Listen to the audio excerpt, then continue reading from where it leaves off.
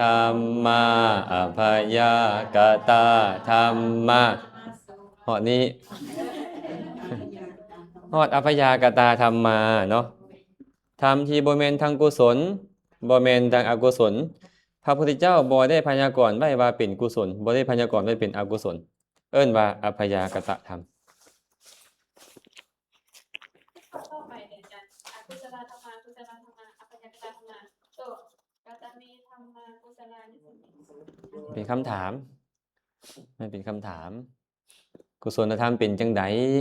ได้แก่สินะแต่ว่าเฮาก็ยังบอกว่าอันนี้มันเป็นอุเทศมันบ่เป็นนิเทศเพิ่นก็เลยอธิบายว่าได้แก่กุศล21ดวงเพิ่นก็เลยเว้าจังซี่เห็นบ่อัปปยากตธรรมเป็นจังไดได้แก่วิบากจิต36กิริยาจิต20เจตสิก38และรูป28นิพพานเหล่านี้เอิ้นว่าอัปปยากตธรรมเนาะแสดงว่าตอนอัปปยากตนี่กว้างเล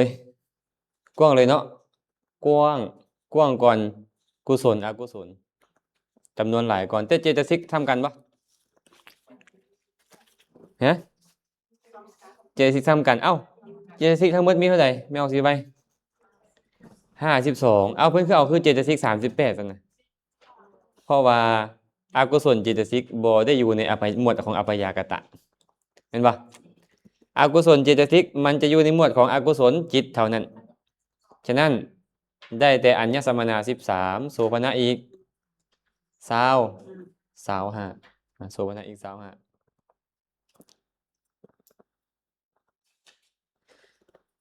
มาเบิ่งต่อเนาะทีนี้เฮามาเบิ่งต่อได้นึงมาจำแนกมันบ่เนี่ยจำแนกธรรมทางคันเว้าด้วยสภาวะนี่จิตเจตสิกรูปและนิพพานนี่นะเมื่อจำแนกโดยขันธ์อายตนะธาตุสัจจะได้เท่าใดเพิ่นบอกว่าขันธ์5จำแนกโดยขันธ์แล้วได้ขันธ์5อายตนะ12ธาตุ18สัจจะ2สัจจะ2ฟังทันบ่ขันธ์5อายตนะ12ธาตุ18สัจจะ2ขันธ์นี้สมบูรณ์อายตนะสมบูรณ์ธาตุสมบูรณ์แต่สัจจะได้แค่2มาเบิ่งขันธ์5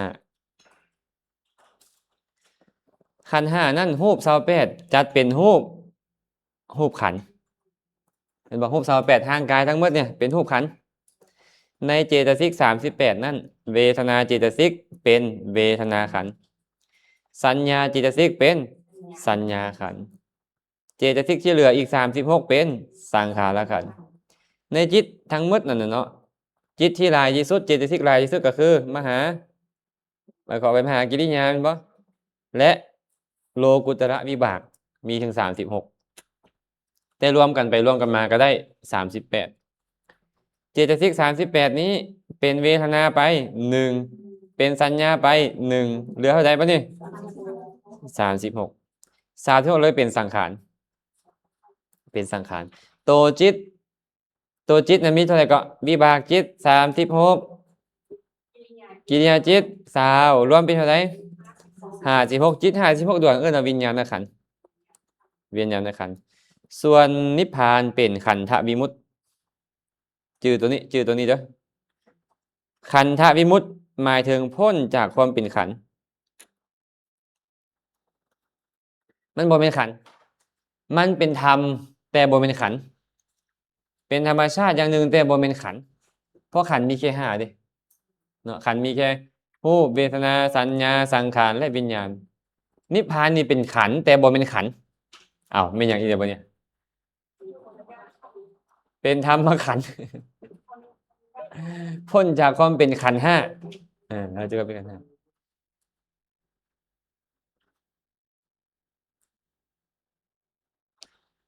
ฟังทันเนาะฟังทันบ่นี่ฟังทันสรุปแล้วได้ขันธ์5เลยเนาะครบเนาะครบเบิ่งต่อบ่เนี่ยอายตนะ12มีหยังได้เอาไล่เบิ่งดูโสตจักขุก่อนจ จักขุโสตคานะชิวหากายะมะโนหรือมนายตนะรูปเสียงกลิ่นรสธรรมมาเบิ่งบ่เนี่ยในบรรดารูป28นั้นเอารูปก่อนเอารูปว่ามันได้จักอายตนะรูปนี่นะจักขุประสาทรูปเป็นจักขวายตนะหรือจักขายตนะโสตประสาทเป็นโสตายตนะคานะประสาทเป็นคานายตนะชิวหาประสาทเป็นชิวหายตนะกายะประสาทเป็นกายายตนะรูปารมณ์เป็นรูปายตนะสัทธารมณ์คือเสียงเป็นสัทธายตนะคันธารมณ์คือกลิ่นเป็นคันธายตนะรสารมณ์คือรสชาติเป็นรสายตนะปฐวีเตโชวาโยธาตุสามนี้เป็นโพธพพารมณ์เป็นโพธพพายตนะนะจีบะอันนี้อายตนะเท่าไหร่เนี่ย10แล้วเฉพาะรูปได้10แล้วนี่นะเนาะ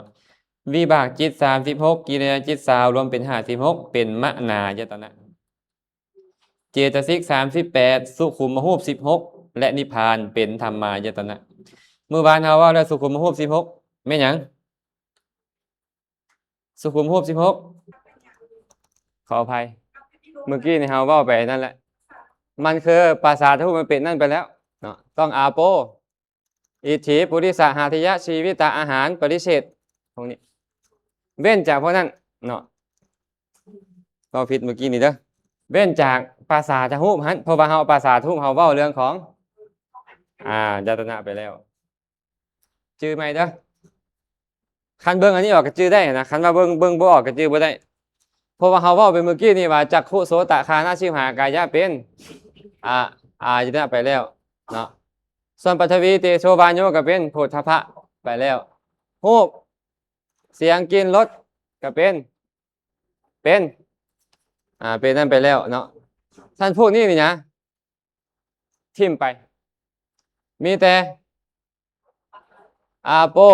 อิทธิปุริสหทายะชีวิตะอาหารปริเฉดวิญญาติหูปรหุตาสันตติครูบาสุขต้องไปตัดตัวนั้นออกนิดนึงแต่อาจารย์ว่าภาษาทั้งหมดนะต้องเป็นแมนภาวะหูปชีวิตตะหูปอาโปอาหารปริเฉดหะไทยวิตัวยูรุมนี่เนาะตัวยูรุมนี่แมนอธิพันธ์หูปอธิพันธ์หูป10แล้วก็1 3 4 5 6หูจักบ่เอาอธิพันธ์หูปบ่ฮู้เนาะบ่คันได้เรียนเอาไหมเด้อเอาบ้างสิกันนี่ลงมานี่หมดแล้วก็นี้จบเลย เอาภาวะนี้ลงมานี้แล้วก็นี้เข้าใจปะไม่เอานกเอาอะไรตัวลุมขึ้นไปลักขณะรูป4ละหุตารูป3วิญญาติรูป2ปริเฉทรูป1อาหารรูป1ชีวิตรูป1หัตถยารูป1ภาวะรูป2อาโป1เหล่านี้เอิ้นว่าสุขุมรูปละเอียดมันเลยเป็นธรรมารมณ์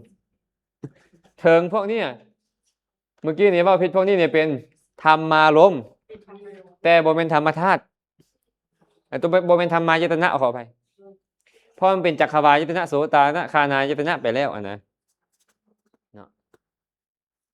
ฟังทันปะยอกนางเป็นเดี๋ยวคือว่าหน้าตาโปรเซมขึ้นเลยฝ้าบดบอกเลยจังไง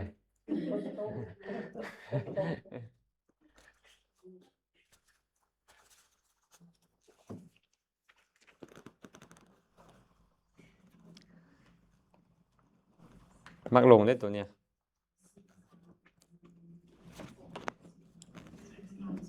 ถามไม่เอาหนิงดู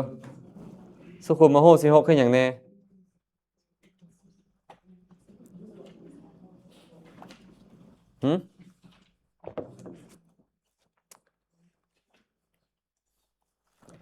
นิพันธรูป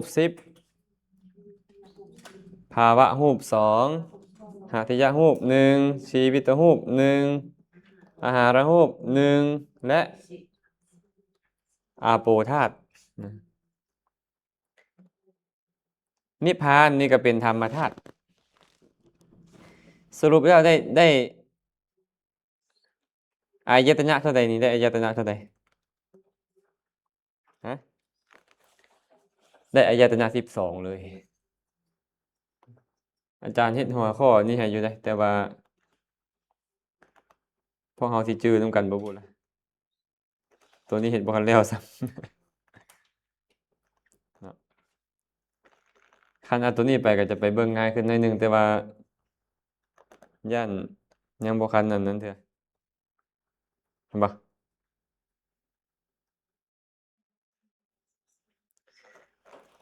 สุขุมโหสิ6ก็เดี๋ยวสิไปตื้มเขาให้ว่าอีหยังแด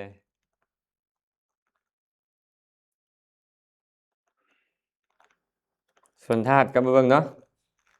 มาเบิ่งธาตุบ่เนี่ยธาตุมีเท่าไหร่ธาตุเนี่ย18เอาเบิ่งเอาภายในก่อนจักขุธาตุโสตธาตุฆานะธาตุคันธธาตุบ่แม่นคันธธาตุชิวหาธาตุกายธาตุมโนธาตุเอาอายตนะภายนอกบ่เนี่ยรูปธาตุสัทธธาตุคันธธาตุรสาธาตุโผฏฐัพพธาตุ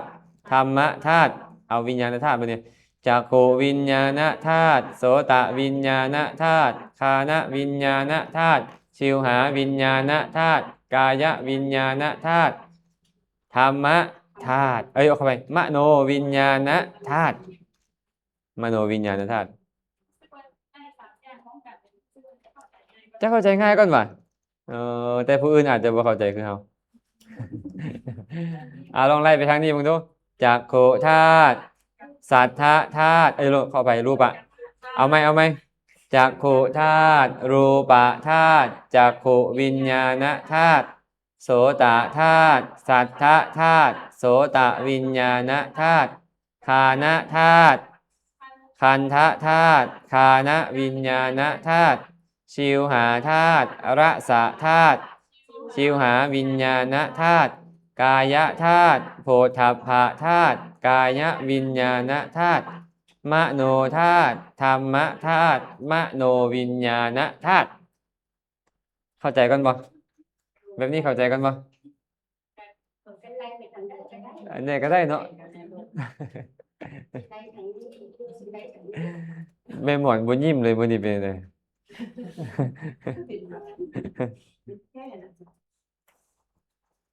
เอาท่า18ได้หมดเลยมันบ่เบิ่งกันเนาะนี่เห็นบ่ในรูป28นั่นรูปได้แก่จักขุธาตุจักขุประสาทเป็นจักขุธาตุโสตประสาทเป็นโสตธาตุฆานะประสาทเป็นฆานะธาตุชิวหาประสาทเป็นชิวหาธาตุกายประสาทเป็นกายธาตุรูปารมณ์เป็น4นะเป็นรูปธาตุเสียงคือสัทธารมณ์เป็นสัทธธาตุกินเป็นคันธารมณ์เป็นคันธธาตุรสารมณ์คือรสชาติเป็นรสาธาตุปฐวีโอ้ยเตนี่เอาเตใช่ไหมจ๊ะอันนี้เป็นเดเนี่ยเตอปฐวีเตโชวาโยเป็นโพธพพารมณ์เป็นโพธพธาตุจักขุวิญญาณจิตเป็นจักขุวิญญาณธาตุโสตวิญญาณจิตเป็นโสตวิญญาณธาตุฆานวิญญาณจิตเป็นฆานวิญญาณธาตุชิวหาวิญญาณจิตเป็นชิวหาวิญญาณธาตุกายวิญญาณจิตเป็นกายวิญญาณธาตุปัญจทวาราวัชนจิตและสัมปติชนะ2เป็นมโนธาตุวิบากจิตที่เหลือ24และกิริยาจิตที่เหลือ19เป็นมโนวิญญาณธาตุเจตสิก38สุขุมรูป16นิพพานเป็นธรรมธาตุฟังทันปะฮะ วิบากจิตที่เหลือ24แม่นหยังวิบากจิตที่เหลือ24เหลือจากหยัง เลยจากอย่างแมวสิไว้ เลยจากอีหยังเมื่อกี้เขาเว่าไปแล้วว่าวิบากจิตมีเท่าไหร่ก็36เฮาตัดจักขุโสตะคานะชิวหากายะสัมปติชนะออกไปเหลือเท่าไหร่36เอาออก12 24กิริยาจิตมี20เฮาตัดปัญจะออกไปแล้วอันหนึงเป็นเท่าไหร่19เป็นอย่างจันตัดสัมปติชนะ2และปัญจทวาราวชนะเพราะ2อย่างนี้นะเอิ้นว่ามโนธาตุที่เหลือจากมโนธาตุก็เอิ้นว่ามโนวิญญาณธาตุ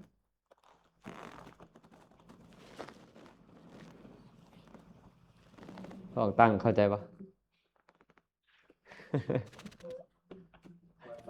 ค่อยๆฟังไป คันพอกตั้งมามือเดียวแล้วเข้าใจนี่ไม่ออกบี้เราสิเครียดเลยไม่ออกบี้มา2 ปีแล้วเนี่ย พ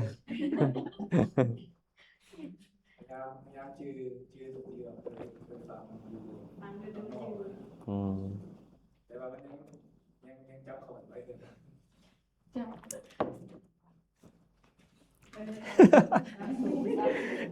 ไม่ออกบี้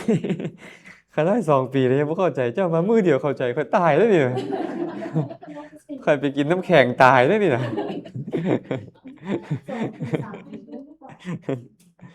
่เป็นอย่างดอก สะสมมาได้จับห้องไปหมด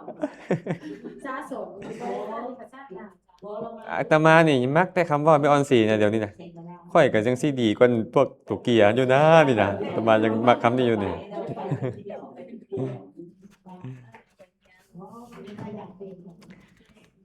รอบหน้าสิเอาพระสูตรมาหลายขึ้นรอบหน้านี่เอาพระสูตรมาหลายขึ้นเนาะอันพระวินัยมันคือว่าแห้งๆแรงๆอันใด เนี่ยแต่สูตรมันมันจับคนยากๆมันจับสภาวะอยู่หัวไหว เออ หัวไหวนะคะเป็นขั้นสูตรมัน เป็นเรื่อง ใช้เรื่องเลย เป็นเรื่องราวได้เนาะ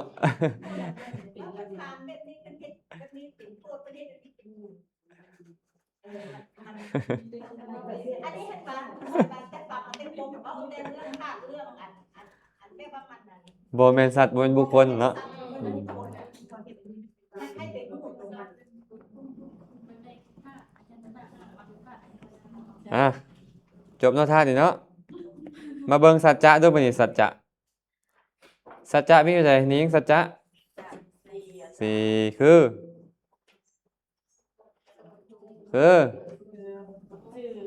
โอ้ยทุกขสัจจะสมุทัยสัจจะนิโรธสัจจะและมรรคสัจจะว่าง่ายๆคือทุกข์สมุทัยนิโรธมรรคเอ้าเจ้าลองเว้ามาดูนี่เจ้าคือบ่เข้าใจว่านี่เป็นสัจจะบ่ได้ใดเรียนธรรมะมา2 ปีบ่เข้าใจสัจจะ4นี่ขาดทุนใด ขาดทุนเลย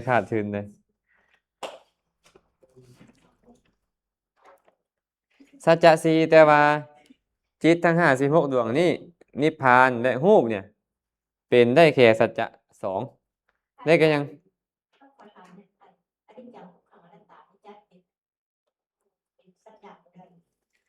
ความจริงได้เอามาจับสัจจะทุกครั้งอนิจจังอนัตตาเอามาจับสัจจะเป็นเพียงลักษณะของสัจจะบ่ได้เป็นสัจจะลักษณะแบบนั้นจึงเอิ้นว่าสัจจะสินะเป็นเครื่องหมายของสัจจะบ่แม่นตัวสัจจะเนาะโลกิยาจิต32แม่นหยังไม่ออกโลกิยาวิบากจิต32แม่นหยังอะเหตุกะวิบาก15มหาวิบาก8มหาคตาวิบาก9รวมเป็น32บ่นับผลละจิตบ่นับโลกุตระวิบากกิริยาจิต20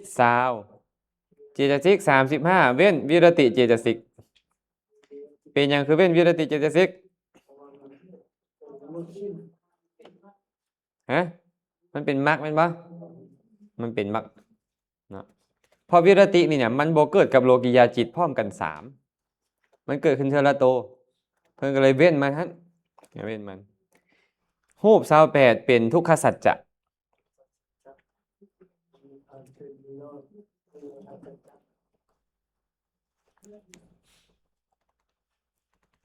โลกียจิตเขาเว่าแล้วบ่โลกียจิตและเจตสิกที่เกิดพร้อมกับโลกียจิตเป็นหยังก็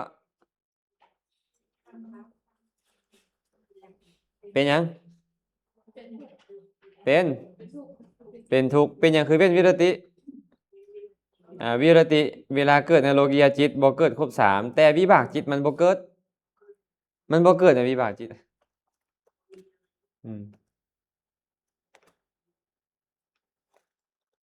กิริยาจิตเกิดบ่กิริยาจิตก็บ่เกิดอีกแม่นบ่เวลามันจะเกิดในโลกียจิตมันเกิดในมหากุศลถึกบ่ถึกหรือบ่ถึกเฮียนมาแล้วได้ไม่ออกสิไว้เอ้ย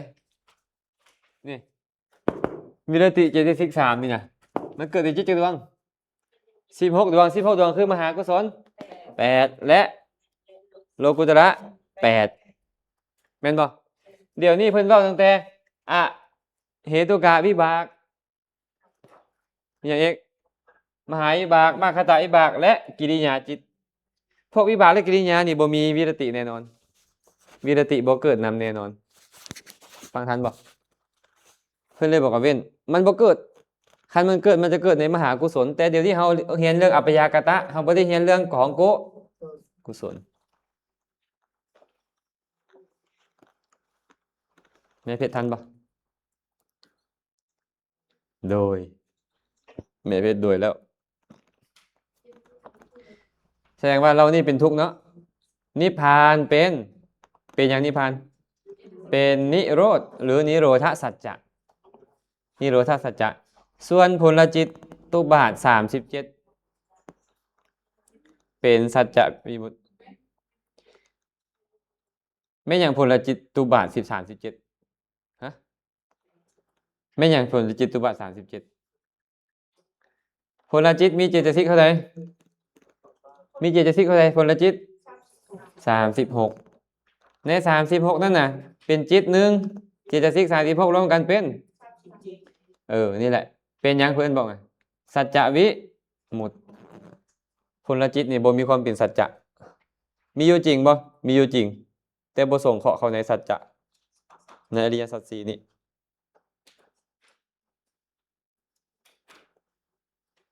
ฟังทันบ่นี่ฟังทันอยู่บ่ผลจิตนี่เล่าเรื่องขันธ์ได้จากขันธ์ไม่หมอน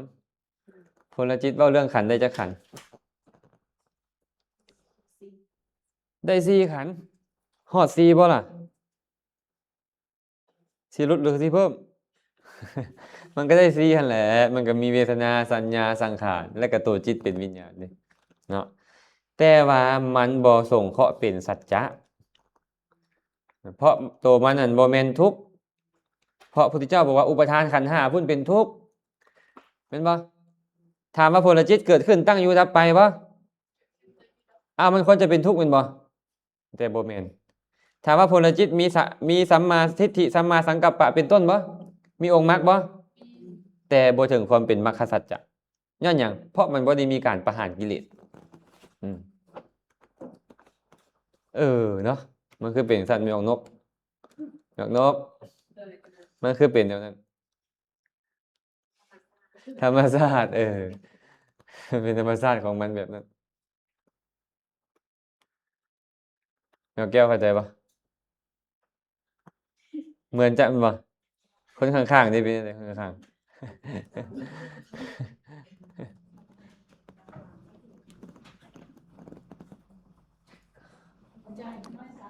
ว่า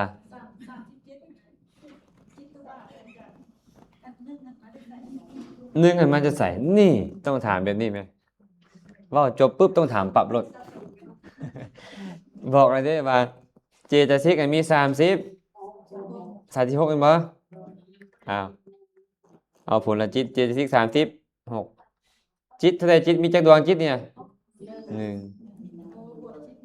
1ก็เลยเป็น37โซดาปฏิมรรคก็มี37ขออภัยโซดาปฏิผลก็37สกทาคามิผลก็37อนาคามิผลก็37อรหัตผลก็37ก็เลย37คือกันหมดนั่นแหละ ต่างแต่มันเป็นผลของอย่างซื่อๆฉะนั้นมันเลยเอิ้นว่าจิตตุบาท37เกิดพร้อมกัน เกิดที่เกิดขึ้น อุปัตติอุบัติอุปัตตินี่นะจิตตุบาทเนี่ยจิตตุปาทะนี่นะ อาจารย์เขาไม่มาถามแล้วอันนั้น38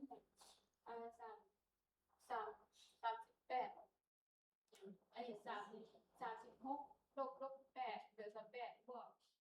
วกจิตอีกนั่นน่ะนั่นคือแล้วแต่ต้องเอาแม่ อันนั้นคืออย่าง อันนั้นคืออย่างไรบ่อย อันนั้นก็คือมรรคจิต ตัดออก8ก็คือสัมมาทิฏฐิสัมมาสังกัปปะสัมมาวาจาสัมมากัมมันตะสัมมาอาชีวะสัมมาวายามะสัมมาสติสัมมาสมาธิเป็นอย่างที่ตัดออกมันเป็นมรรคแต่ตัวนี้นี่นะถึงเอิ้นว่าอริยมรรคแต่ว่ามันบ่แม่นมรรคแล้ว มันเป็นผลของมรรคแล้วมันก็เลยบ่มีการตัดออก8เนาะอันนั้นตัดออก8ที่เหลือเป็นสัจจวิมุตติอันนี้บ่ต้องตัดเพราะว่าถึงมรรค8เกิดในจิตดวงนี้ได้แต่มรรค8ตัวนี้บ่ขนขวยในการเฮ็ดกิจประหารกิเลสเพราะเป็นผลของการประหารกิเลสมันก็เลยบ่เป็นมรรคเป็นสัจจวิมุตติ เพราะว่ามันแปะคือตัดมากออกมากัน แม้นตัดมรรคมันเป็นมรรคสัจจะเด้ตอนเป็นมรรคสัจจะแต่ตัวนี้มันเป็นผลมันบอกมันเป็นผลมันบ่เป็นมรรคมันเป็นผลของมรรคผ่านบ่ผ่านเนาะมาต่อ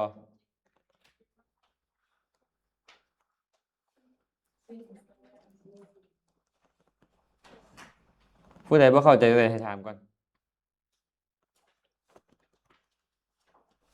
ผู้ใดบ่เข้าใจ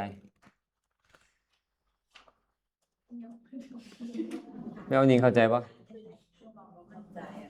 เฮาเรียนเรื่องหยังฮู้บ่นี่มาติการนี่เว้าเรื่องหยังการจำแนกแม่บทธรรมออกเป็นขันธ์ธาตุอายตนะสัจจะหรือขันธ์อายตนะสัจจะธาตุสัจจะขันธ์อายตนะธาตุสัจจะตอนนี้ไม่ออกนิ่งนั่งอยู่เนี่ยคิดหยังตอนนี้ไม่ออกนิ่งนี่คิดโอ้ยบ่มีทางที่จะบ่คิดหยังเฮาเรียนกันมาเบิดแล้วว่าจิตมันต้องคิดอยู่ตลอดเลยบ่มีทางอันตอนเบิ่งมันก็คิดน้ำฮูกตอนฟังมันก็คิดน้ำเสียงบ่มีจิตธรรมชาติที่คิดแม่นบ่ขนาดหลับมันยังคิดแม่นบ่แต่คิดในอารมณ์อันเป็นอดีตพุ่นตอนนี้คิดหยังตอนนี้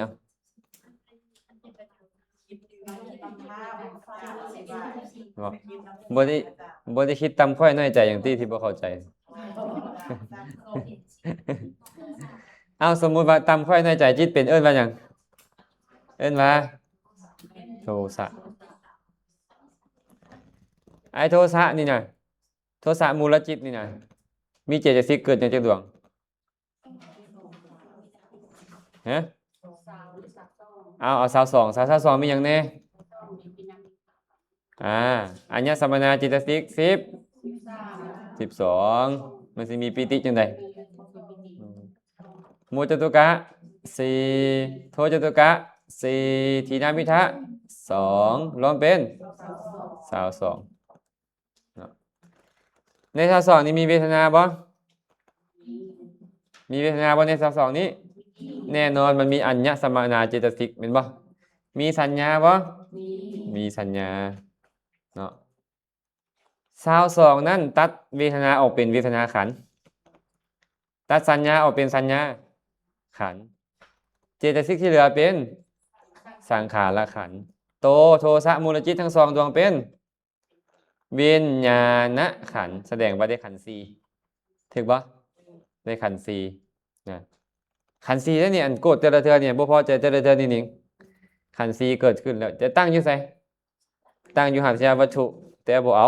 เพราะเฮากำลังเว้าเรื่องของโทสะจิตอยู่แม่นบ่ทีนี้ถามว่าขันธ์โดยอายตนะมันเป็นอายตนะประเภทใดโดยอายตนะเนี่ยก็บอกแล้วว่าเจตสิกทำเป็นทำมา ยตนะตัวจิตเป็นมนายตนะแสดงว่าโทสะมูลจิตนี่ได้อายตนะสองคือ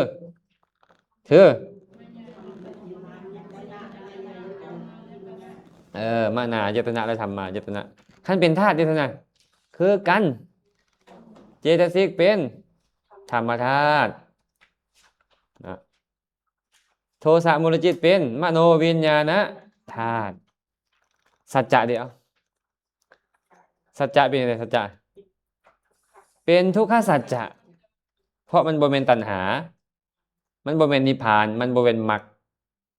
เหลือยังบ่เนี่ยตัณหาเป็นสมุทัยนิพพานเป็นนิโรธมรรคเป็นนิโรธคามินีปฏิปทามันบ่เป็นทั้งสามอย่างสัจจะมีสี่มันเป็นสัจจะใดทุกขสัจจะคือแต่โทสะมันเป็นทั้งจิตแต่ก็เป็นทั้งเจตสิก เจ้าหาเว้าเจ้านี่ก็ยังบอกว่าจิตเป็นธรรมชาติใสๆบ่ดีบ่ร้ายแต่ว่ามีโทสะเกิดขึ้นโทสะแท้ๆก็คือเจตสิกแต่ว่าเกิดในจิตดวงใดเลยจิตดวงนั้นว่าโทสะมูลจิต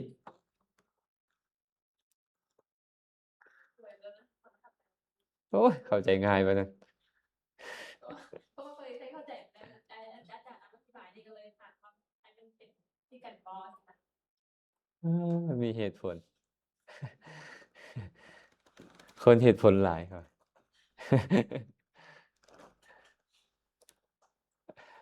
เอาคันไม่หมอนง่วงนอนเดี๋ยวสมมติไม่หมอนง่วงนอนสมมติสมมติจะซื้อไม่หมอน สมมติไม่หมอนง่วงนอนนี่มันเป็นประเภทใดไม่หมอนมันเป็นจิตประเภทใดง่วงนอนนี่มันเป็นโลภะหรือโทสะคันเราไม่ได้โกรธไผมันก็ต้องเป็นโลภะมูลจิตไอ้โลภะมูลจิตดวงใดล่ะมีมิจฉาทิฏฐิบ่น่าจะบ่มีเนาะมานะเกิดบ่ตอนนั้นน่ะก็บ่มีอีกแสดงว่าต้องเป็นหยัง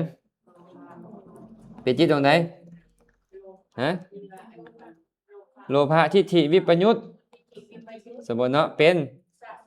สสังขาริกก็จะมีเจตสิก21แต่ว่าลบออก1เพราะบ่มีหยังบ่มีมานะบ่มีมานะตัวเนี้ยแต่ถ้าหากว่ามันมีมานะนำเฮาไล่เลยสมมุติแม่หมอนี่จิตดวงนี้เกิดขึ้น สมมุติจะซื้อได้แม่หมอนนะอย่าเครียดให้กันนะ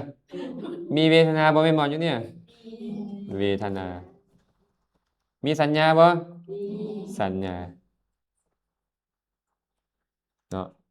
เวทนาก็เป็นเวทนาขันธ์สัญญาก็เป็นสัญญาขันธ์เจตสิกที่เหลือเป็นสังขารขันธ์จิตดวงนี้เป็นวิญญาณขันธ์ได้ขันธ์เท่าไหร่ขันธ์สี่ว่าโดยอายตนะบ่เนี่ยเจตสิกทั้งหมดเป็นธรร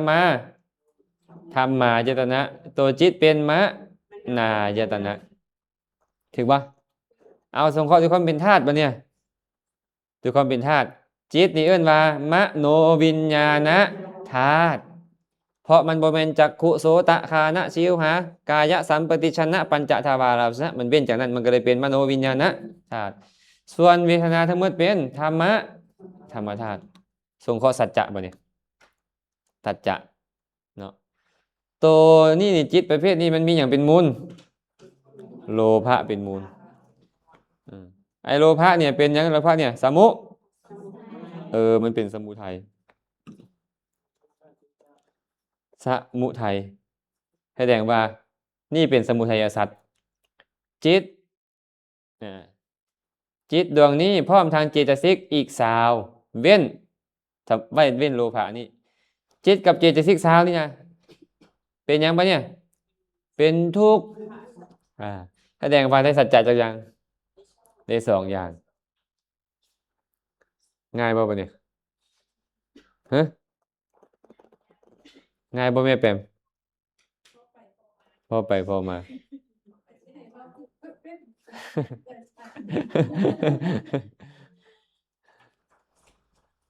ไม่เอาหนิงเข้าใจปะเข้าใจแต่ปลายสายไม่เอาหนิง ไม่เพชรเป็นอะไรฮะพอได้อยู่เนาะอืมปอกสมศักดิ์เนี่ยเหมือนจะเข้าใจ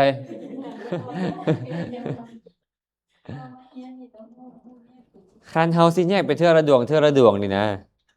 มันก็จะบ่เข้ากับองค์ของเพิ่นเพราะเพิ่นเว้ารวมๆเลยกุศลธรรมมากับหมดเลยกุศลอกุศลธรรมมากับอกุศลหมดเลยอัพยากตาธรรมมากับอัพยากตาธรรมหมดเลยเพิ่นเว้าหมดอันนั้นน่ะสมมุติเฮาแยกไปเทื่อละอันบัดนี้เอาไปแยกรูปซะเอารูป28เอาเราเบิ่งรูปเด้อเอารูป28นี่บัดนี้แม่ออกนกเป็นขันธ์ได้จักขันธ์ได้ขันธ์เดียวรูปขันธ์อายตนะ12ได้จากอายตนะได้10เครื่อง10เครื่องเป็นอย่างนี้บอก10เครื่องอ่ะจากโคอะไรเหมือนกันจากโคโสตะคานะสิวหากายะเลยเนาะรูปเสียงกลิ่นรสสัมผัส10สุขูมรูปอีก16ในธรรมธาตุในธรรมายตนะเกินมา10เครื่องเพราะธรรมายตนะมันมีทั้งนิพพานมันมีทั้งเจตสิกเห็นบ่เพิ่นก็เลยบ่ได้เอาเกินมา10เครื่องเอ้าก็ให้มันแหน่จะเครื่องแหน่มันก็มีอยู่หั่นนี่ได้อายตนะท่านได้ธาตุเท่าใดบัดนี้เอ้านับเบิ่งดูจักขุธาตุโสตธาตุฆานะธาตุชิวหาธาตุกายธาตุรูปธาตุสัทธธาตุคันธธาตุรสาธาตุโผฏฐัพพธาตุธรรมธาตุได้ปะเอ้าก็ได้ตัวสุขุมูมันน่ะธรรมธาตุเท่าไหร่บัดนี้ธรรมธาตุอ่ะครึ่งหนึงก็ได้ให้มันได้ครึ่งหนึงได้10ครึ่งได้10ครึ่งแม่นทันบ่เนี่ยเอาโดยความเป็นสัจจะบ่เนี่ยเป็นสัจจะได้เอาเป็นสัจจะได้รูปนี่ก็เป็นทุกขสัจจะมันเป็นทุกข์อย่างเดียวแม่นบ่นี่เอาอะไรสำนี้สัมเพาะมันเฉพาะมันเอาไปไล่นิพพานมึงดูบ่นี่อะไรนิพพานมึงดูนิพพานนี่เป็นขันธ์ใดบ่มีอันเนี้ยขันธวิมุตติมันเป็นอายตนะใดบ่เนี่ยเป็นธรรมายตนะมันเป็นธาตุใดล่ะธรรมธาตุมันเป็นสัจจะใดล่ะนิโรธสัจจะเนี่ยเฮาก็ไล่แต่มันก็ไล่ไปอันนี้ก็ไล่แต่มันนั่นเนาะเบิ่งเจตสิกบ่เนี่ยเจตสิกได้จากสัจจะเจตสิกเนี่ยเอาว่าด้วยขันธ์ก่อนได้จากขันธ์ได้จากขันธ์3ที่มันสิจังได๋ก่อนเนี่ยเวทนาเจตสิกกับเป็นเวทนาขันธ์สัญญาเจตสิกกับสัญญาขันธ์เจตสิก50ที่เหลือเป็นสังขารขันธ์ทีนี้ไอ้ตัวตัณหาขออภัยเอาไปนี่ก่อนเอาไปเป็นอายตนะมันได้อายตนะเท่าไหร่จากอายตนะเดียวคือธรรมายตนะได้จากธาตุได้ธรรมธาตุอย่างเดียวคือธรรมธาตุมันเป็นสัจจะได้จากสัจจะมีจากสัจจะ3ตัวตัณหาเป็นสมุทัยสัจอริยมรรคอันประกอบด้วยองค์8ในมรรคจิตเป็นมรรคสัจจะเจตสิกที่เหลือเป็นทุกขสัจจะเจตสิกที่เหลือเกิดพร้อมกับผลจิตและเกิดพร้อมกับมรรคจิตเป็นสัจจะวิมุตติขั้นเฮาไล่แต่มันก็จะเป็นแบบนี้แต่เดี๋ยวนี้นี่เพิ่นอยากให้เฮาไล่เป็นตัวออกมาเลยเป็นสภาพอันนี้สภาพกุศลสภาพอกุศลสภาพอภคยากตะ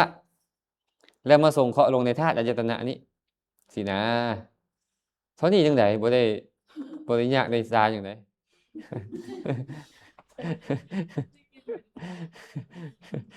เอาก็ไล่กันเมื่อกี้ก็ง่ายๆนึงเด้มันสิไปยากอีหยังแม่หมอนยากอยู่บ่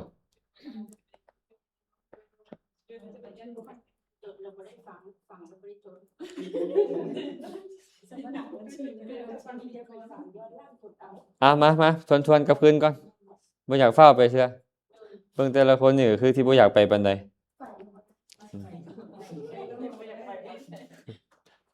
ทิกะมาติกาเนาะก็คือจำแนกแม่บทของปรมัตถธรรม4มีหยังได้ปรมัตถธรรม4นี่จิตเจตสิกรูปและนิพพานเฮาจะเอาจิตเจตสิกรูปและนิพพานนี่มาส่งเคราะห์ลงในขันธ์อายตนะธาตุและสัจจะเมื่อกี้บอกไปแล้วเมื่อกี้เนี่ยจิตอย่างเดียวนี่ได้ขันธ์เดียวคือวิญญาณขันธ์เจตสิกอย่างเดียวได้ขันธ์เดียวคือได้3ขันธ์คือเวทนาสัญญาและสังขารรูปได้ขันธ์เดียวคือรูปขันธ์นิพพานได้บ่ได้จักขันธ์เพราะเป็นขันธ์ธรรมวิมุตติเนาะแม่นบ่เอาเบิ่งอายตนะบัดเนี่ยจิตนี่นะได้อายตนะเดียวคือมนายตนะได้ขันธ์จักขันธ์เฮาว่าขันธ์ไปแล้วอายตนะเพียงเดียวเจตสิกได้จากอายตนะได้จากอายตนะอายตนะเดียวคือธรรมายตนะรูปได้จากอายตนะ10ครึ่งเมื่อกี้นับไปแล้ว10ครึ่งนิพพานได้จากอายตนะอายตนะเดียวคือธรรมายตนะจิตได้จากธาตุจิตนี่นะได้จากธาตุได้7คือหยังจักขูวิญญาณธาตุโสตวิญญาณธาตุฆานวิญญาณธาตุชิวหาวิญญาณธาตุกายวิญญาณธาตุมโนธาตุมโนวิญญาณธาตุได้7ธาตุต่อไปสัจจะบ่เนี่ยธาตุเอาอันนั้นกันเฝ้าอะไรเมื่อกี้เขาเว้าเรื่องจิตแล้วเนาะเอาเจตสิกได้จากธาตุเจตสิกจากธาตุได้ธาตุเดียวคือธรรมธาตุรูปได้จากธาตุ10ครึ่งอย่าลืมเด้อจักขุธาตุโสตธาตุฆานธาตุชิวหาธาตุกายธาตุรูปธาตุสัทธธาตุคันธธาตุรสธาตุโพธพภธาตุและธรรมธาตุสัตว์เอาอันนิพพานนิพพานได้จากธาตุได้ธาตุเดียวคือธรรมธาตุนั่นมันที่บ่ได้จากหน่อยที่ไปมีว่ะสัจจะป่ะเนี่ยเอาสัจจะจิต89ได้จากสัจจะได้จากสัจจะเอาผู้ใดว่า3ผู้ใดว่า2ผู้ใดว่า1ได้อย่างเดียวเลยได้ทุกขสัจจะเพราะว่ามรรคจิตผลจิตเป็นสัจจะวิมุตติมีสัจจะวิมุตติเนาะ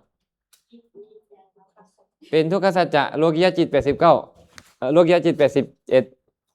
เป็นทุกขสัจจะจิต8ที่เป็นโลกุตระสัจจะวิมุตติต่อไปเนี่ยเจตสิกได้จากสัจจะ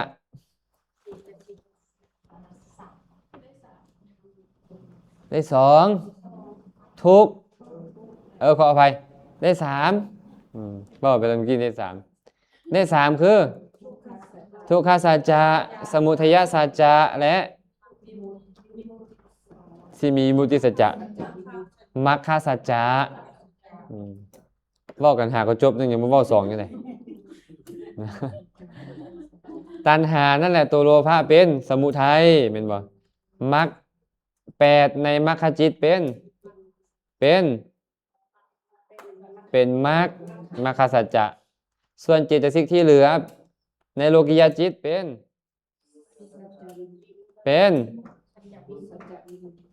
โลกิยะมันที่เป็นสัจจะอีกอย่างไหนมันก็เป็นทุกขสัจจ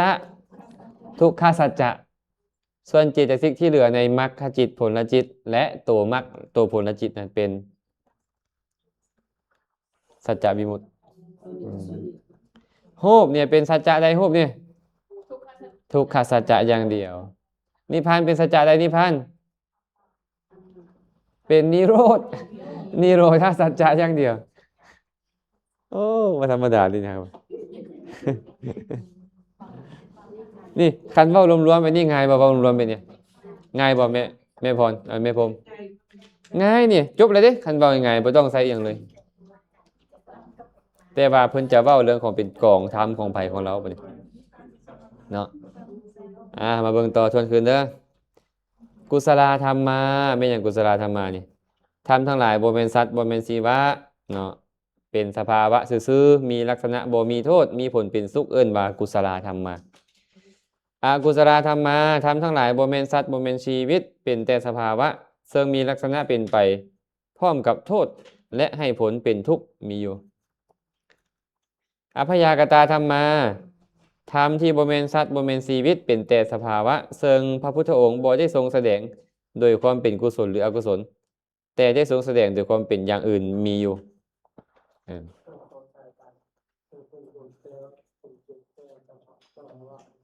ิหยังก็เพิ่นอยากแปลอะไรก็แปลนะเพิ่นแปลอะไรเพิ่นเข้าใจเพิ่นอย่าคูว่าเป็นเพียงสภาวะก็ได้เป็นเพียงแต่สภาวะก็ได้เป็นแต่สภาวะก็ได้เป็นสภาวะก็ได้แล้วแต่แปลไปแต่ก็ได้กันเลยขอให้เข้าใจมันสำคัญนำบ่เข้าใจที่เดี๋ยวนี้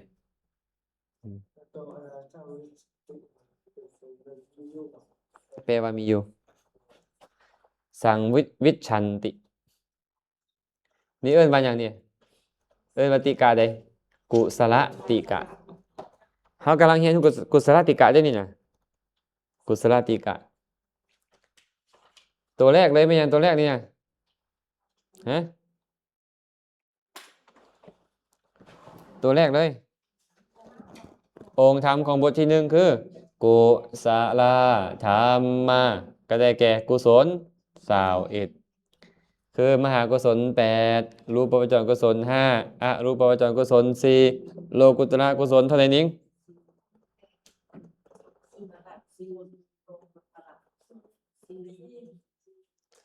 มายากเลยนี่มันกลับมายาก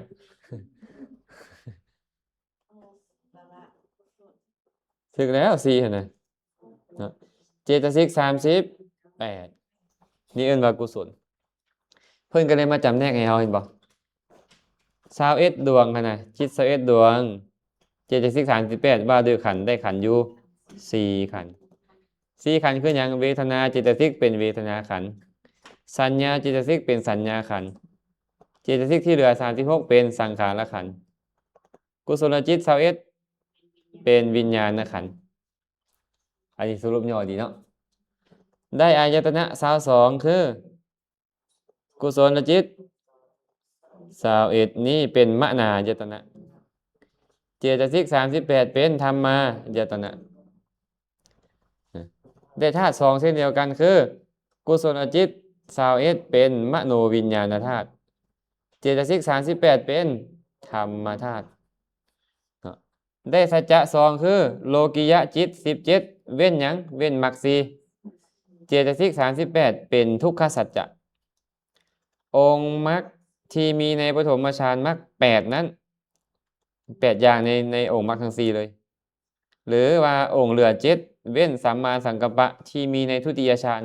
มรรคขึ้นไปเป็นมรรคสัจจะมรรคจิตตุบาทที่เหลือ29หมายถึงเจตสิก38ขออภัย36เจตสิก36เนาะเจตสิก36นั่นหักมรรค8ออกเหลือ28บวกจิตอีก1เป็น29เป็นสัจจะวิมุตติพ้นจากความเป็นสัจจะมันบ่เป็นสัจจะแต่มีอยู่จริงบ่แม่นหมอนมีอยู่จริงบ่พลจิตเนี่ยเจตสิก30เจตสิก28มีอยู่จริงบ่มีอยู่จริงบ่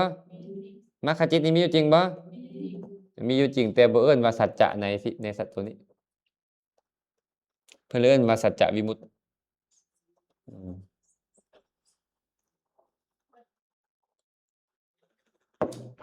ผ่านบ่ง่ายบ่ บ้าบัดมาสรุปนี่คือว่าง่ายแท้ๆเนาะง่ายเลยสรุปเนี่ยต่อไปอกุศลธรรมาบทที่สองได้แก่อกุศลจิต12เจตสิก27จำแนกได้ขันธ์สี่อายตนะ2ธาตุ2และสัจจะ2คือกันขันธ์สี่ก็คือเวทนาเจตสิกเป็นเวทนาขันธ์สัญญาเจตสิกเป็นสัญญาขันธ์เจตสิกที่เหลือเป็นสังขารขันธ์และกุศลจิตที่สองเป็นวิญญาณขันธ์ขันธ์เนาะอายตนะได้อายตนะ2คืออกุศลจิต12เป็นมนายตนะเจตสิก27เป็นธรรมายตนะได้ธาตุ2คืออกุศล12เอิ้นว่ามโนวิญญาณธาตุเพราะมันบ่แม่นจักขุโสตคานะชิวหากายสัมปติชนะและปัญจทวาราวาสนะเจตสิกที่เหลืออีก27เนี่ยเจตสิก27เป็นธรรมธาตุสัจจะได้2คืออกุศลจิต12เจตสิก26เว้นโลภะเป็นทุกขสัจจะส่วนโลภะเจตสิกเป็นสมุทัยโลภะเจตสิกเป็นสมุทัย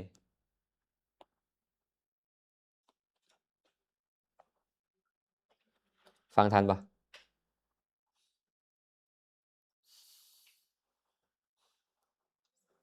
เป็นไหนไม่เอานกคือว่าเกาคอแล้วเข้าใจเนาะไม่เอาแพ้วจะเป็นยังไงลูกค้าโทรนำบอกโจทย์ตีให้เราอันนี้ทายเอาก่อนเด้อบอกกันมีให้เด้อผู้อยากได้ก็ทายเอาก่อน มันได้จะ3 หน้าตอนนี้ออกอยู่ตอนนี้ นี่แหละนี่ออกอยู่แต่ว่าครูบาสุกเราสิไปตัดหน่อยนึงตัดต่ออาจารย์ว่าพลาดอันได้องค์ธรรมบทที่3มันเนี่ยอัพพยากตาธรรมาองค์ธรรมมันคืออย่างองค์ธรรมมันมีบาจิต36กิริยาจิต20เจตสิก38รูป28นิพพาน1เหล่านี้เป็นองค์ธรรมของอัพพยากตาธรรมาธรรมเหล่านี้เมื่อจำเนี่ยได้ขันธ์5ขันธ์ครบเลยรูป28อย่างเป็นรูปขันธ์ในเจตสิก38นั่นเวทนาเจตสิกเป็นเวทนาขันธ์สัญญาเจตสิกเป็นสัญญาขันธ์เจตสิกที่เหลือเป็นสังขารขันธ์วิบากจิต36กิริยาจิต20เป็นวิญญาณขันธ์นิพพานเป็นขันธวิมุตติยืงง่ายปะเอามาเบิ่งบ่เนี่ยอายตนะ12ได้อายตนะหมด12เลยเพิ่นนี่นะรูป28นั่นจักขุประสาทเป็นจักขายตนะโสตประสาทเป็นโสตายตนะคานาประสาทเป็นคานายตนะชิวหาประสาทเป็นชิวหายตนะกายประสาทเป็นกายายตนะรูปารมณ์เป็นรูปายตนะสัทธารมณ์เป็นสัทธายตนะคันธารมณ์เป็นคันธายตนะรสารมณ์เป็นรสายตนะโพธพารมณ์เป็นโพธพายตนะวิบากจิต36และกิริยาจิต20เป็นมนายตนะเจตสิก38สุขุมรูป16นิพพานเป็นธรรมายตนะครบเลยเพิ่นเนี่ยอัพยากตาธรรมาเนี่ยครบเลยอายตนะ12เนาะธาตุก็มี18มาเนี่ยธาตุ18ธาตุ18คืออย่างนี้เอารูปก่อนจักขุประสาทรูปเป็นจักขุธาตุโสตประสาทเป็นโสตธาตุคานะประสาทเป็นคานะธาตุชิวหาประสาทเป็นชิวหาธาตุกายประสาทเป็นกายธาตุรูปารมณ์เป็นรูปธาตุสัทธารมณ์เป็นสัทธาธาตุคันธารมณ์เป็นคันธาธาตุรสารมณ์เป็นรสาธาตุปฐวี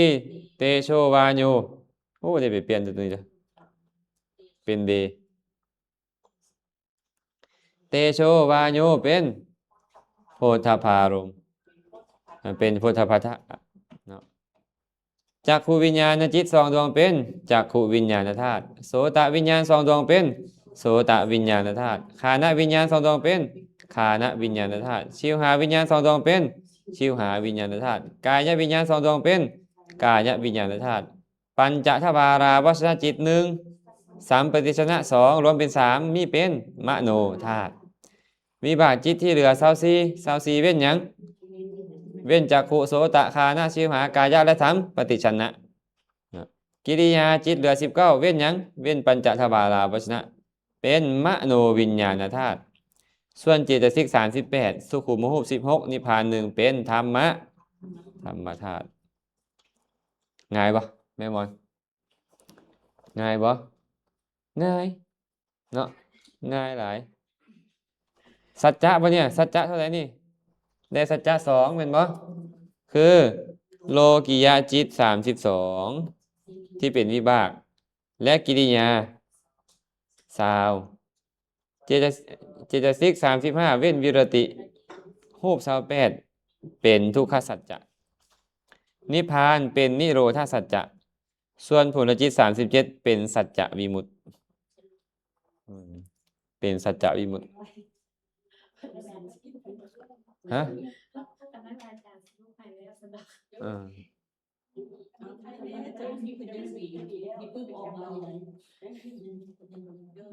เช็ดให้อยู่แต่บ่ฮู้มื้อใดสิออกเบิ่งก็คือว่ามือเมื่อยอยู่